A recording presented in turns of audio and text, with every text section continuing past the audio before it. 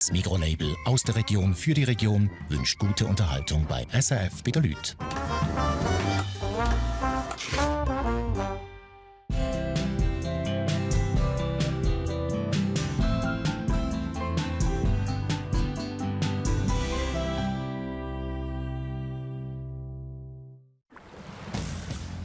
Die Familie Grundlehner hat Grosses vor. Sie wollen für längere Zeit segeln. Am liebsten um die ganze Welt. Und das mit der knapp 2-jährigen Amira. Wenn sie über Bord geht, die Realität während dem Segeln ist halt so, dass man eigentlich die Leute nicht mehr findet. Mit einem Wohnmobil durch die Weite von Kanada fahren. Das ist der Plan der Familie Schild. Als erstes müssen sie aber mit den 2 kleinen Kindern den Längflug auf Calgary überstehen. Was denken die anderen Leute? Ihr müsst ja nicht mit so einem kleinen Kind fliegen. Nicht Ferien, sondern richtig Stress hat die Familie Kech während der Sommermonate. Sie führen den Campingplatz zu Pontresina und arbeiten 7 Tage in der Woche hart. Das sind die 2 intensivsten Monate eigentlich von unserem Jahr. Ein Sommer, 3 Familien und 3 Abenteuer. Das ist Familiensache Ferienzeit.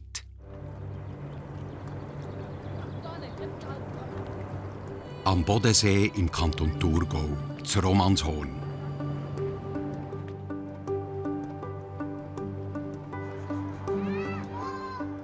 Da wohnen der Christian und Jessica Grundlehner. Das junge Paar bricht Zelt in der Schweiz ab. Gut, Kleider. gut. Das ist ein T-Shirt. Der Pulli geht eben nicht warm. Komm ich mal zu dir nachher noch mal sortieren. Du brauchst auch nicht warme Sachen. Sie wollen auf das Meer segeln. Also ich hoffe vor allem nicht warme Sachen.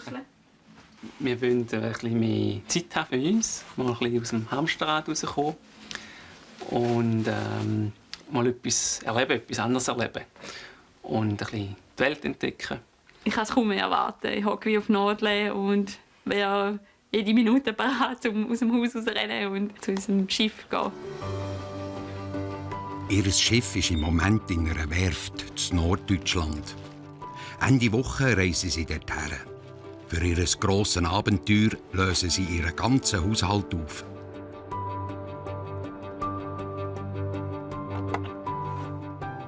Jessica hat in einem medizinischen Labor gearbeitet. Der Beruf hat sie jetzt an den Nagel gehängt. Und der Christian hat seinen Job als Wirtschaftsinformatiker gekündigt. Auch ihre Wohnung haben sie gekündigt.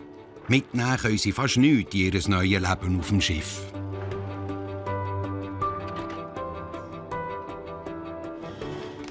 Start von ihrer Segelreise ist in Lübeck, im Norden von Deutschland.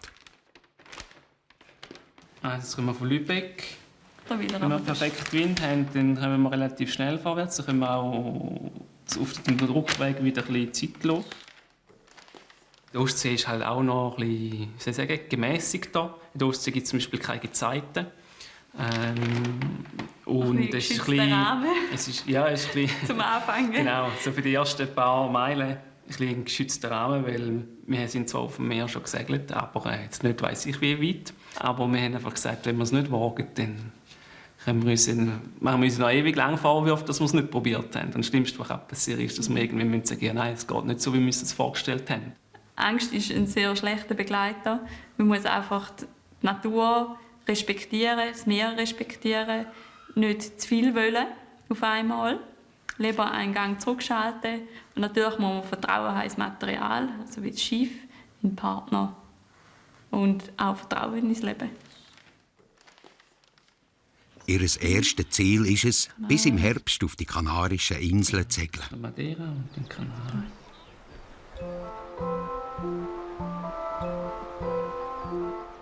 Eingebettet zwischen über 3000 Meter hohen Bergen liegt der Camping Morteratsch im Oberengadin.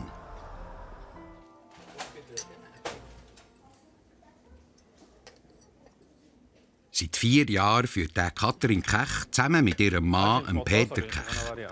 Auch ihre beiden Kinder, die Ladina und der Florin, sind dann zumal aus ihrem Leben im Kanton Bern rausgerissen worden und sind mit den Eltern ins Engadin gezogen.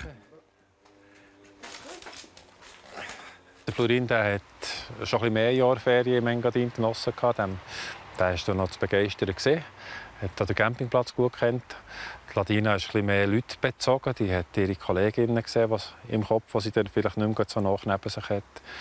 Und die Familie, die Grosseltern, und die hat gar keine Freude gehabt. Die hat am Anfang hat sie gerannt und dann hat sie erklärt, sie bleibt bei den Grosseltern, sie kommen nicht mit ins Engadin. Ein paar Kilometer neben dem Campingplatz ist das Schulhaus von Pontresina. Heute ist der letzte Schultag vor der Sommerferien. Die Ladina ist dann doch mitgekommen ins Engadin. Nach dem Sommer kommt sie in die erste Säcke. Das Ende der Primarschulzeit wird mit einer Wasserschlacht gefeiert. Also, schau, Mädchenspiele, Cinci Ballons, fein als Matz, der Küstenwettel, das Matz, der Küsten. Shit. Also, als wir sie hierher gezügelt, es war ein grosser Wechsel am Anfang. So, wegen der Sprache mussten Florin und ich Romanisch lernen. Wir hatten auch 2 Jahre Stütz und jetzt ist eigentlich alles gut. Und auch Freunde und Kolleginnen habe ich schnell gefunden. Und jetzt ist es immer gut.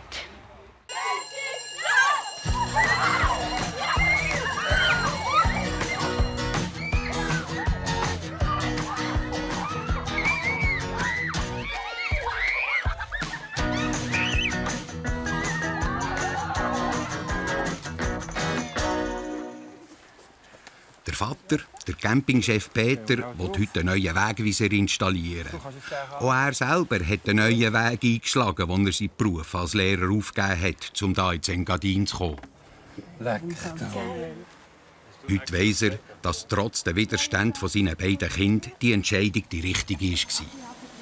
Ich bin überzeugt, man nimmt häufig bei Familienentscheiden viel Rücksicht auf die Kinder.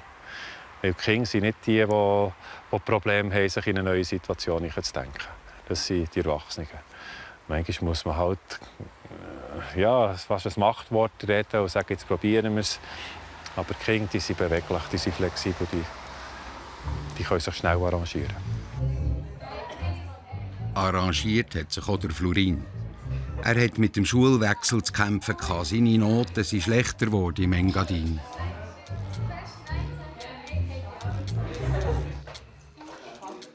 Heute, am letzten Schultag, gibt es wieder einmal Zeugnis.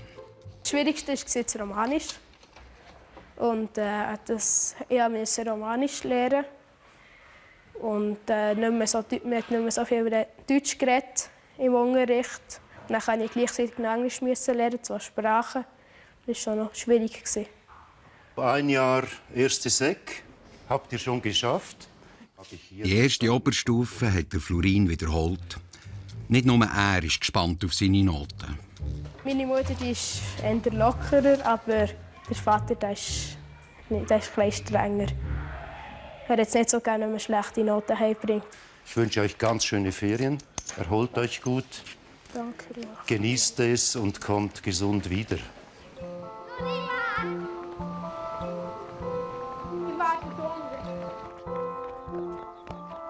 Am Mittag ist der grosse Moment vom Zeugniszeigen.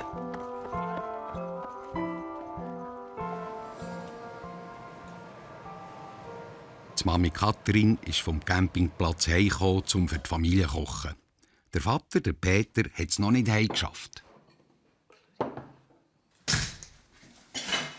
Grüß dich. Hallo. Ich habe gestern noch fast gewartet auf dich. Du hast Zeugnis bekommen. Gute. Erzähl. Vor dem Papi seinem Urteil haben die Kinder besonders Respekt. Also sie fürchten sich gar nicht. Ich glaube nicht. Sie wollen gelobt werden. Grundsätzlich. Und, ich bin natürlich kritischer. So von Haus auf. Ja.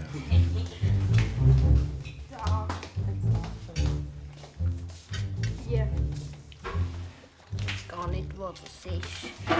Das ist das? Das ist das von diesem Jahr, das ganze Schuljahr. Hä? Romanisch 4,5, das ist nicht so schlecht. Ja, das ist das. Aber Deutsch dürfte Ah, also ja. auch nicht mehr sein. Und eigentlich schon. Nicht bis... Nein. Super. Sagst du im Turnen? Das schlechteste 4,5, das ist tipptopp. Ah, ich bin besser. Tipptopp. Das wirst du mit Stange bringen. Schau, ich bin besser. Das ist schon primär. Das ist Realschule. Ja, das ist super. So weiter. Gut gemacht. In Burgdorf ist die Familie Schild daheim. Diesen Sommer haben sie Grosses vor. Eine Hochzeitseinladung auf Amerika haben Thomas und Muriel inspiriert, eine Reise durch Kanada zu machen. Mit einem Wohnmobil wollen sie von Calgary bis auf Vancouver. Sie sind noch nie so weit weggegangen mit ihren beiden Kindern. Einem Mädchen, der Philin, und dem Bub, dem Luan. Jetzt, du hast gesehen, was für Raketen das wir hier haben. So ist gang, jetzt. Frische, gute Witt. Guten Appetit! Halbe von halbe. Jetzt brauchen wir... Oh, schau, jetzt kannst du mir den geben. Komm, wir geben den Bär geben. Einen Grizzlybär von Kanada. Du den aufpassen. Ist aber der gefährlich. Bär, ja, genau. Du freust dich ja noch dafür auf Kanada. Ja, einfach nur fürs Hotel. Ach, fürs Hotel. Und wie sind wir denn unterwegs? Mit dem Flüger und dann die ganze Nacht können wir schlafen. Aha. Ja, ich hoffe, dass das... Ja, das habe ich schon, wenn wir schlafen im Flüger. Ja. Weil dann könnt ihr die Grossen können auf Fernsehen schauen, wenn sie wollen. Du freust dich vor allem, dass du im Flüger einen eigenen Sitz hast und die eigenen Fernsehen, gell? Ja. Aber noch etwas anderes. Bis auf Calgary geht der Flug gute 10 Stunden. Das ist für kleine Kinder, die am liebsten den ganzen Tag Action haben, nicht so lässig. Vor allem für einen Luan, der nicht einmal einen eigenen Sitz hat im Flugzeug, ist das eine Herausforderung. Es sind so ein bisschen gespaltene Gefühle. Also, Wir ja, werden es kann sehen, sein, dass ja. er einfach dann 10 Stunden lang eine Krise schiebt. Dass er einfach nichts schläft, völlig so unruhig am Rumporzen und natürlich am liebsten einfach im Flugzeug den Gang hingern und vorsäckeln. Ja, einfach so halt, was denken die anderen Leute? Die müsst ja nicht mit so einem kleinen Kind fliegen. Das ist, glaube ich, mein Horrorszenario. Ja, klar gibt es viele schlimme Sachen. Also, Die Viele haben schon im Flugzeug gebrochen. Das ist schon das schlimm. ist sicher auch nicht so amüsant gewesen, aber... Ja. Nein! Wow, du weißt es noch mal. Ja, ein Bus Bus ist eben gebrochen und auch. dann im Flugzeug Ja. auch noch. In Burgdorf ist es Zeit, um die Kinder ins Bett zu tun. Das ist da daheim ein Ritual, das unterwegs in Kanada ganz anders wird sein. Oh, komm, wir noch einen Strich löschen. Hä? Heute ist wieder ein Tag durch. Tust du? Musik? Der äußerste. 27 Tage. Und dann? Was machen wir dann? Wenn wir keine Striche mehr haben? Fliegen. Flug in die Ferien. Auf Kanada.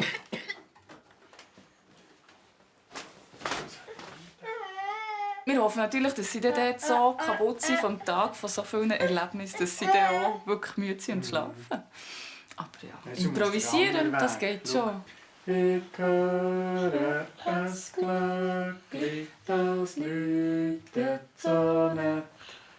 Der Tag ist vergangen, jetzt geh ich ins Bett. Im Bett tue ich beten und schlafe der liebe Gott im Himmel wird wohl bei dir sein.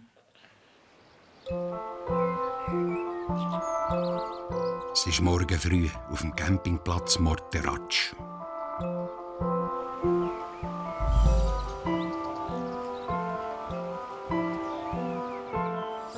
Und alles schlaft noch. Fast alles.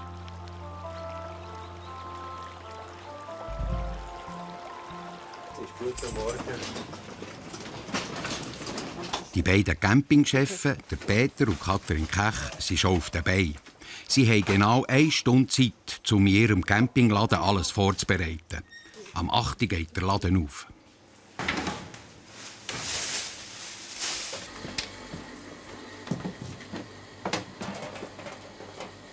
Das sind die 2 intensivsten Monate eigentlich von unserem Jahr.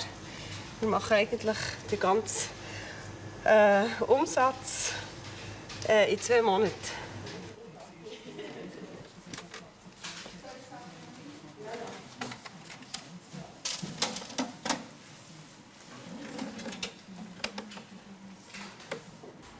Den absoluten Rekord haben wir 1000 Touristen gehabt.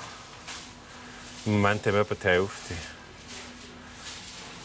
Aber wir erwarten heute ziemlich viel ab und noch mehr Anreisen. Und darum wird es, trotzdem, dass wir nicht voll haben, ein ziemlich intensiver Tag. Um den Ansturm zu bewältigen, haben die Kechs in der Hochsaison ein Dutzend freie Mitarbeiter.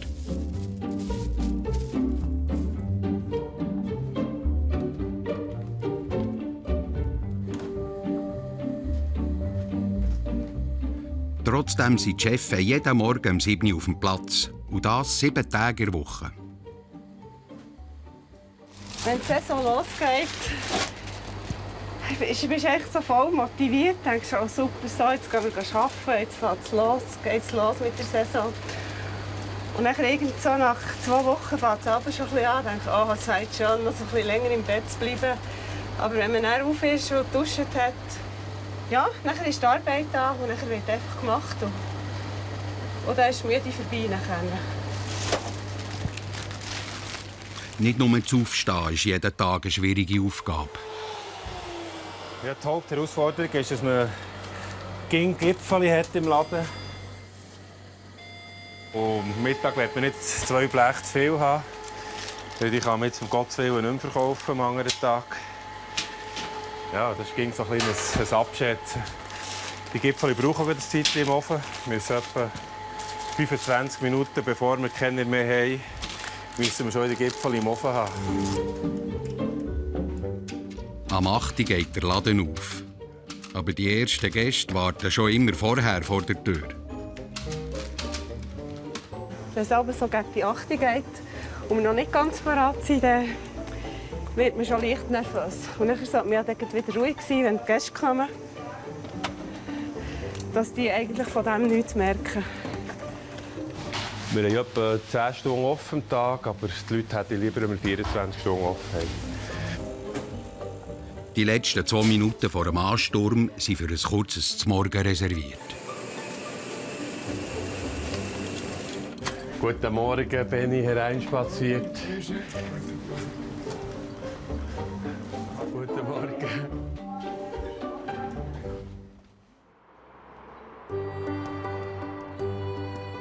Das Romanshorn am Bodensee.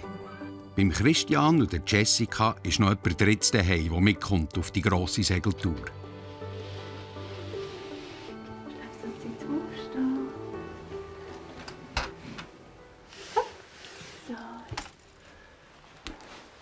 Jetzt gehen wir aufs Töpfchen dort hinein. Ihre Tochter heisst Amira und ist bald 2 Jahre alt. Sie merkt, dass etwas am Tun ist. Sie hat sich auch verändert in ihrer Persönlichkeit. Sie ist viel ängstlicher geworden. Sie sucht immer uns Eltern. Sie will nie allein sein. Sie will auch immer, dass Christian und ich zusammen sind mit ihr, natürlich. Oder wenn jemand auf Besuch ist, will sie nicht mehr, dass der weggeht. Ja. Schiff und Wasser. Das ist dem Christian schon seit klein auf wichtig. Sein Vater, der Hans-Jörg, ist Kapitän auf der Fähre vor Bodenseeschifffahrt. Einmal im Jahr fährt der Christian bei seinem Vater mit. Wie früher, als er noch ein Bub war. Willkommen an Bord. Danke. Kommst du mit rauf? Ja, wir müssen abfahren. He? Gehen wir rauf. He? Die Faszination für das Schifffahren hat der Christian vom Vater mitbekommen. Gut, Neuport. Achtung, los. Ist natürlich schon ein Stück weit Vorbild mein Vater. Immer noch. Es ist halt spannend so für Kinder sowieso. Und ich bin ein bisschen technisch interessiert. Oder? Und alles, was irgendwie Knöpfe hat und man kann auch mitdrehen und so, ist für mich lässig. Und ich habe früher auch daheim habe ich immer So ein Steuerhaus habe ich immer, die Konsole habe ich immer nachgebastelt mit Kartonschachteln und Zeug und Sachen. Und habe es daheim gespielt.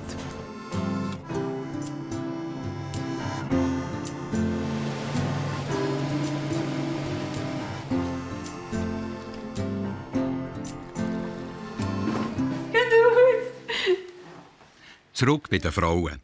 Amira hilft der Mami beim Packen für auf das Segelschiff. Sollen wir mal etwas rausgeben? Mit. Mal schauen, schau mal, Fleischklopfer kommt mit, Fleibeck. Für Jessica ist die Auszeit auf dem Meer mehr als nur ein Abenteuer. Es soll auch ihrer Gesundheit helfen. Also sehr viele Allergien habe ich und Asthma, die mich im Moment gerade ein bisschen belastet. Und jetzt natürlich mit dem Stress wird es wieder ein bisschen mehr Symptome, mag wieder weniger. Und mir geht es mir immer besser. Also es geht etwa 2 Tage und nachher fühle ich mich wieder recht fit. Segeln mit einem kleinen Kind ist nicht ganz ungefährlich. Oh, hast du Schiff rausgesucht? Dann haben wir ein Lieblingsbildchen. Guck mal, so viele Schiffchen. Okay. Für die Sicherheit der Amira haben wir ganz viele Sachen vorgesorgt. Also wir werden sie vor allem viel anbinden. Gerade wenn wir unter Segel sind natürlich. Das ist sehr wichtig. Obwohl die einen sagen, kannst du dein Kind nicht den ganzen Tag anbinden, aber es muss halt einfach sein. Weil wenn sie über Bord geht, die Realität während dem Segeln ist halt so, dass man eigentlich die Leute nicht mehr findet. Und darum ist es besser, wenn man sie von Anfang an anbindet.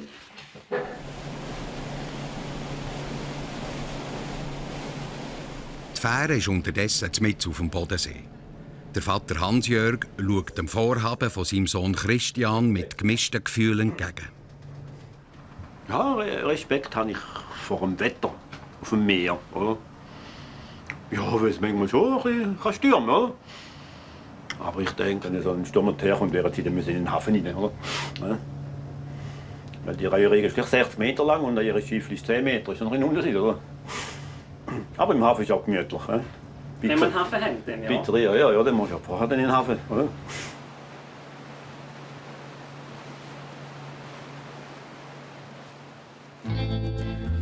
Bis auf Kanada geht es noch eine Woche. Das Burgdorf bei der Familie Schild steht heute Packen auf dem Programm. Aber es ist gleich lustig, mal so in einen Koffer zu hocken. Man muss noch ein Auto drin haben. Also. T-Shirt. Du musst sagen, welches das wir mitnehmen. Wir nehmen etwa 4 T-Shirts mit. Das. Das ist genau was anderes als ich hatte. Das. Ja, das habe ich auch nicht gedacht. Das. Jetzt weiß ich zwar nicht, ob ich das richtig mache. Vielleicht sollte ich warten. Müri, komm mal schauen. Wenn wir nicht, dass ich es falsch mache. Vielleicht ist ja das so eine Packliste. Wie das man sich drauf erinnert. Dass das für den ersten Tag zu oberst ist. Aha, eben, schau, es hat eben schon ein bisschen Log. Nein, auch so, einfach, dass möglichst viel Platz hat. So, ich muss einfach meine Sachen parat haben und alles, was ich will, muss dabei sein. Und wenn dann etwas fehlt, dann komme ich dann auch so ein bisschen, das passt mir dann auch nicht. Ich bin so ein bisschen sturer. Sie sind in Kanada mit einem grossen Wohnmobil, einem Motorhome unterwegs. Etwas muss darum unbedingt mit, auch wenn es knapp wird mit dem Platz. Die nehmen wir mit. Halbschweiz. Die wir markieren. Die Schweizer sind da. Ja. So viel patriotisch sind wir. Das Schönste während dem Fahren zum Auto raushaben. Noch ein bisschen rufen. Ole, ole, ole. Nein. Auf dem Campingplatz einstecken, dann wissen alle, wer wir sind und von wo wir kommen. Das sind wir. Aber bringen wir die überhaupt die Koffer? Ja, Sorgen beim Motorhome. Einfach schon nur, dass es überhaupt klappt. Können wir das Vehikel irgendwie vorwärts bewegen? Das erste Mal tanken. Wo müssen wir da her? Was tut man da tanken? Wie tut man das zahlen? Funktioniert das wie bei uns oder funktioniert das anders? Viele Sachen müssen mit auf die Reise. Am Ende steht ja noch das Hochzeit auf dem Programm. Ist das dein Necessaire? Das ist alles meins. Nein! Das ist für alle drin, aber ich kann es nicht zuschauen. Das ist für King und für mich. Für Ja. Vielleicht wird es auf der Reise das eine oder andere Mal geben, wo nicht auch ein bisschen lauter wird oder hektischer bin. Und also das wird es sicher geben, weil ja, mit 2 kleinen Kindern und ja, so als Gruppe, das 4. hoch, da kann es halt auch manchmal verschiedene Meinungen geben oder Interessen. Und dass es da vielleicht mal ein bisschen lauter geht, ja, das gehört dazu. Das ist nicht so.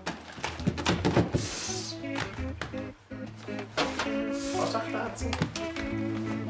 Mann, kannst du einfach drauf hocken? Das fällt immer nicht rein.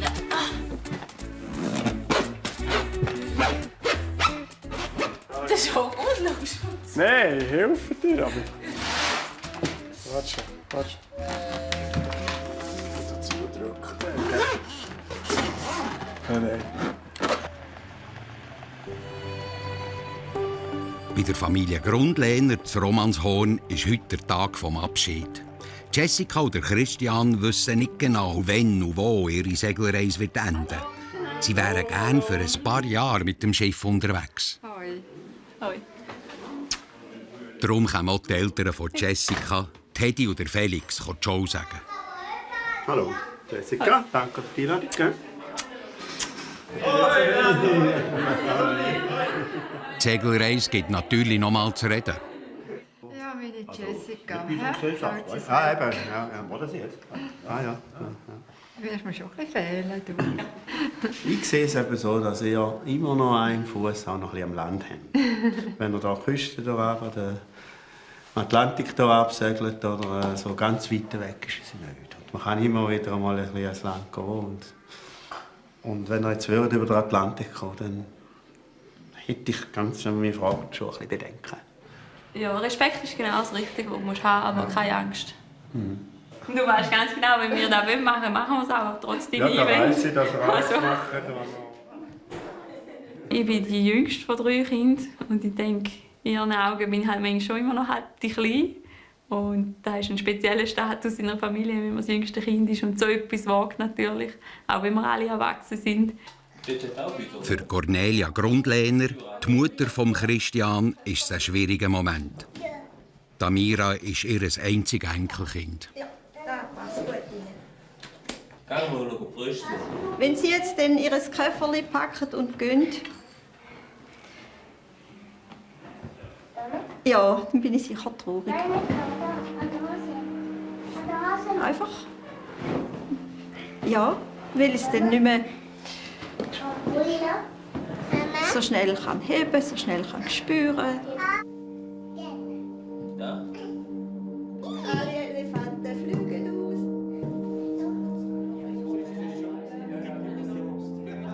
aus. Oder Hans-Jörg beschäftigt den Abschied von seiner einzigen Enkeltochter. In den Monaten, wo die Amira lebt auf der Welt, haben wir sie so viel so umsorgt und gespielt mit ihr. Da ist doch schon unser Herz gewachsen, oder? Also, das ist eigentlich ein Problem vom Großpapi und Großmami. Ja? Großmami, ja. Und sogar die Urgroßmami von der Amira, die Großmutter von Christian, ist heute da. Die Rudolfina Rast. Sie ist 88.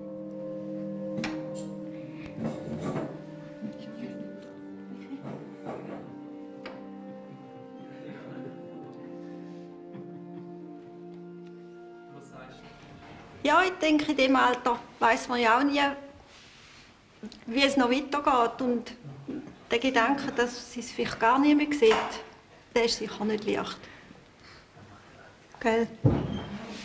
Und es ist das einzige Urgroßkind bis jetzt? Ja, das einzige Urgroßkind. Und so ein herziges, liebes Mädchen, gell?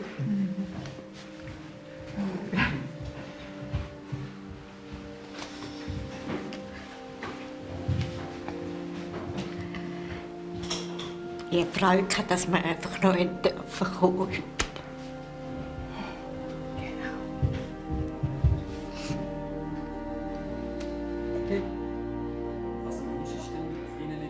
Abschied ist immer schwer. Abschied gehört auch zum Leben. Und wir können das sonst nicht machen, was wir vorhaben. Wir können unseren Traum nicht verwirklichen, wenn wir jetzt das nicht machen. Und unseren Traum hinanstellen, nur dass wir uns nicht verabschieden von bestimmten Personen, das wäre auch nicht das Richtige. Rebeli, du musst verabschieden, gell? Ciao, Oma. Tschüss. Hoi und ciao. Alles Gute, gell? Der innere Drang ist grösser als der Trennungsschmerz, als der Abschiedsschmerz. Weil im Moment, ich könnte nicht anders eingehen wie eine Pflanze, die kein Wasser bekommt, wenn ich jetzt nicht gehen könnte und nicht das Projekt durchziehen. Tschüss. Jessica. Macht's gut, he?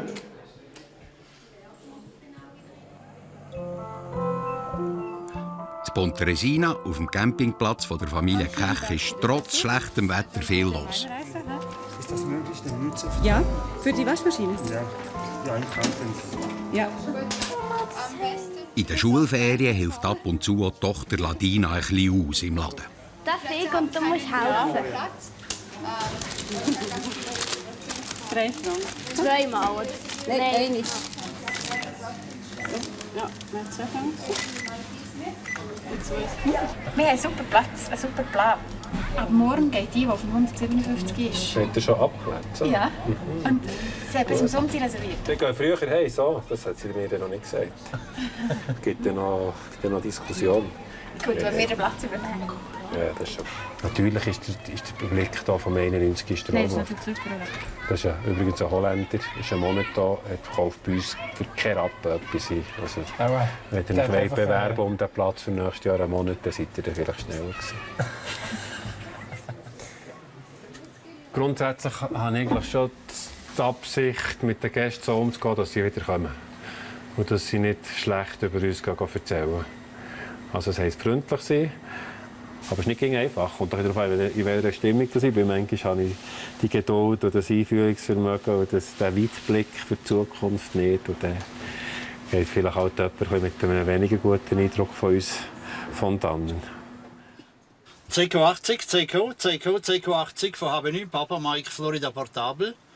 HB9, Papa Mike Florida Portable, HB9 TSI. Lustig, dass ich dich hier verwünsche. Schönen guten Abend, André. Freut mich, dich hier zu treffen. Standort hier portablerweise Camping Morteratsch. Du weißt ja, bin ja etwa dir da hinten, gell? Das ist da ganz idyllisch, obwohl auch das Wetter jetzt halt nicht gerade das Beste ist, aber wir warten auf besser Wetter. Das Wetter ist in Florin gleich. Der Regen in der Sommerferienzeit überbrückt er mit Arbeiten. Und das lohnt sich.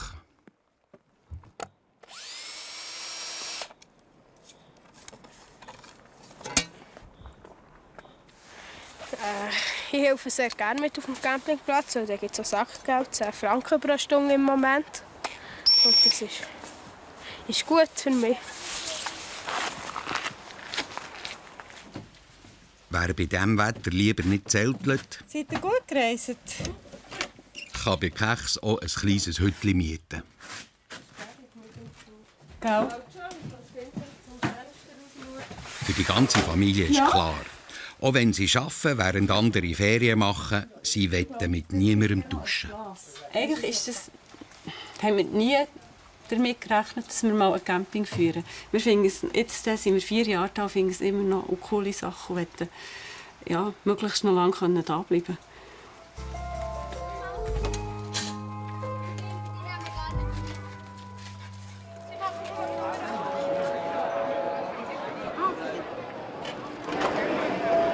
Für die Familie Schild gilt es ernst. Heute ist Abflug von Zürich auf Calgary in Kanada. Die Eltern von Thomas begleiten sie auf den Flughafen und helfen mit den Kindern. Am Flughafen ist wegen dem Schulferienanfang viel los. Und anstehen muss man überall.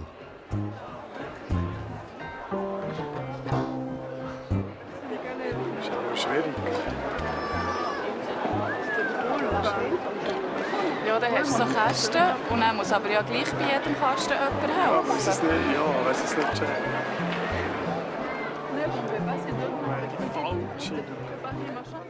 Der Thomas und Muriel versuchen einzuchecken.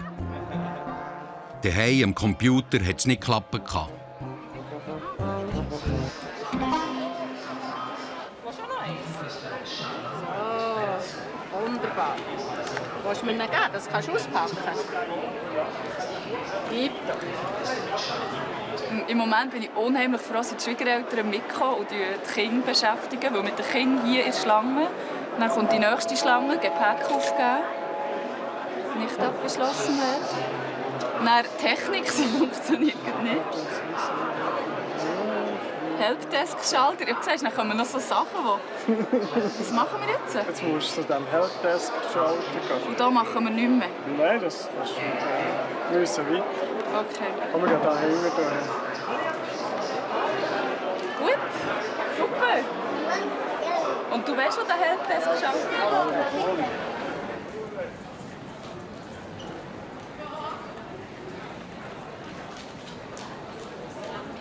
Können wir den Buggy mitnehmen bis zum Einsteigen? Der Buggy, ja, ist das ein Zusammenfangswagen? Ja, wir können ja. so. Voilà. Danke vielmals. Dankeschön. Ja, sie haben irgendwie für Calgary und Vancouver haben sie irgendwie spezielle E-Check-Sache gemacht. Und, jetzt haben wir ein anderes System im Computer. Genau, und darum hat dort daheim noch nicht geklappt. Aber es hat jetzt ist es super gegangen, sehr schnell. Koffer abgegeben. Ja. Super. Und jetzt sind wir parat. So, jetzt muss ich dich verlassen. Ciao, ciao. Hab schön. Jetzt sind wir uns in Portland wieder. Hey. Ciao. Mach's gut. Ja. So, merci. Sehr gerne. Es war schon wieder eine Frage und Kinderbetreuung. Ja, Hallo Thomas. Thomas, sorry. Kein Problem. Hallo, Spatzli. Die Eltern von Thomas treffen sich in Amerika dann wieder. Am Schluss der Reise durch Kanada gehen dort alle zusammen noch an eine Hochzeit von Thomas seinem Cousin.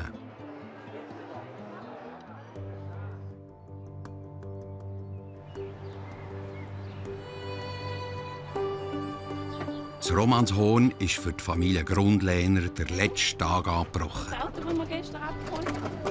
Aber die Zeit ist im Fall schon drin.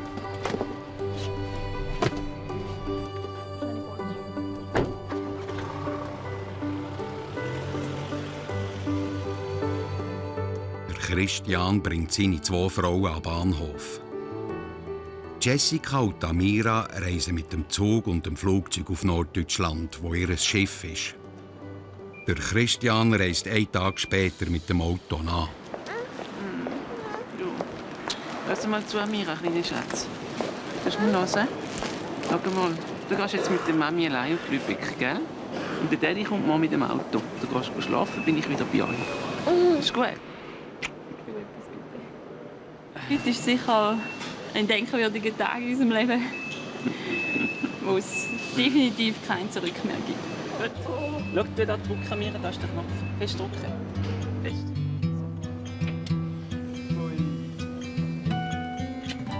Du schreibst mir auch, gell? Sicher. Von aus ist es fein. Die Reise ist ein Familienprojekt. Dass auch ich mehr Zeit habe mit Amira. Weil bis jetzt habe ich einfach immer geschafft und dann habe ich sie zu Abend noch gesehen, irgendwie kurz, um ins Bett zu tun. Oder? Und das ist halt schon sehr wertvoll, wenn man Zeit mit dem Kind verbringen kann. Und ja, das freuen wir uns drauf. Der Christian packt die allerletzten Sachen. Alles, was sie noch haben und mitnehmen auf das Schiff, muss jetzt in das Mietauto rein.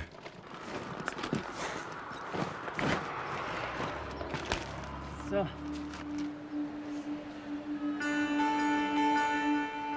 Der Familie Schild steht ein langer Flug bevor. Mehr als 10 Stunden geht es bis auf Calgary.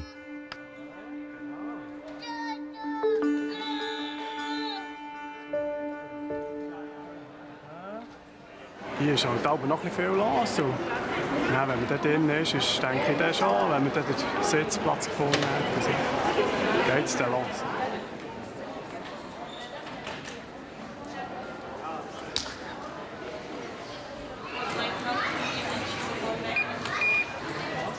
Für Thomas sind das die einzigen Ferien dieses Jahr.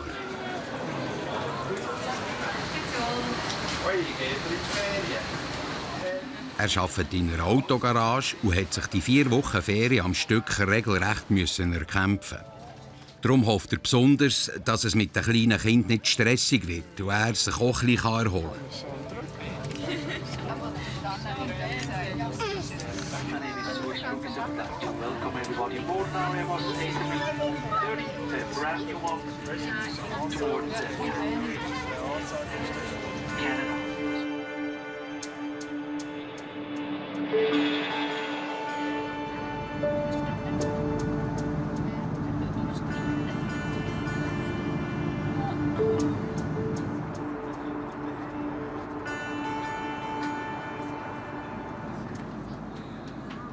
Anfangen tut schon mal gut.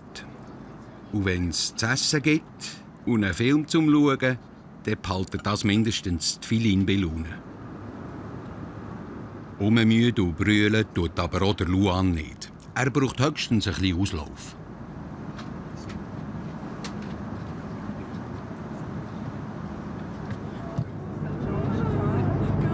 Sie macht es gut.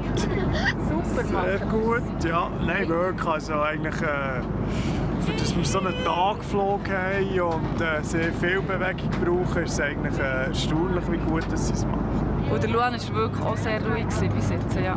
Ich bin total überrascht. Und ja, jetzt hoffen wir, er hat sich noch ein bisschen still. Und, ja, wir sind wirklich froh, wenn wir dann runterkommen. Und tatsächlich ist sogar der Längflug einmal vorbei.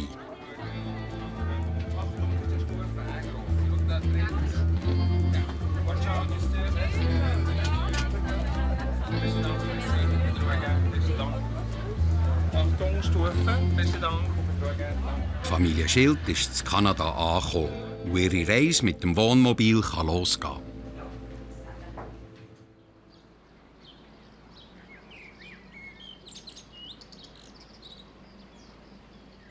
Es ist ganz früh am Morgen am Bodensee. Der Christian fährt zu seiner Familie Richtung Norddeutschland.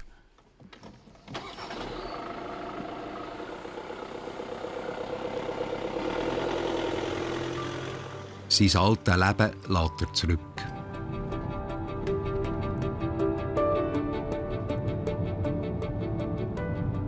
Wir verlassen ja jetzt die Schweiz für eine lange Zeit. Es ist natürlich schon eine spezielle Situation, weil ich hier aufgewachsen bin und ausser irgendwelche Ferien im Ausland gemacht habe, eigentlich nicht längere Zeit im Ausland war. Von dem her weiss ich noch nicht so richtig, was auf mich zukommt. Aber wegen dem gehen wir ja auch. Also wir sind gespannt, was kommt. Und ja, ich hoffe auch, dass wir nicht gerade in nächster Zeit wieder zurückkommen müssen. Job und Wohnung sind gekündigt. Einem grossen Abenteuer auf dem Meer steht nichts mehr im Weg.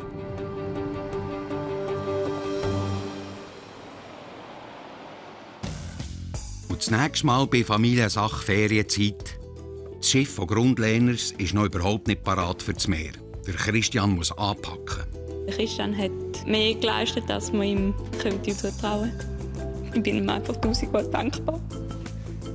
Auf dem Campingplatz gibt es ein grosses Fest. 1. August läuft bei uns ging sehr viel. Es ist wirklich ein cooler Tag, es hat viele Leute auf dem Platz. Noch ein bisschen. Und in Kanada gibt es schon auf dem ersten Campingplatz eine Familienkrise. Gut, Willi, was schauen. Filin, was habe ich jetzt gesagt? Ich habe es gesagt. Ich werde eigentlich schon ein bisschen konsequent sein, es ist aber wirklich nicht immer einfach. Die Abenteuer der 3 Familien gehen weiter. Heute in einer Woche bei Familiensache Ferienzeit. Sie sahen SRF bei den Leuten mit «Aus der Region für die Region», dem Migros-Label für regionale Produkte.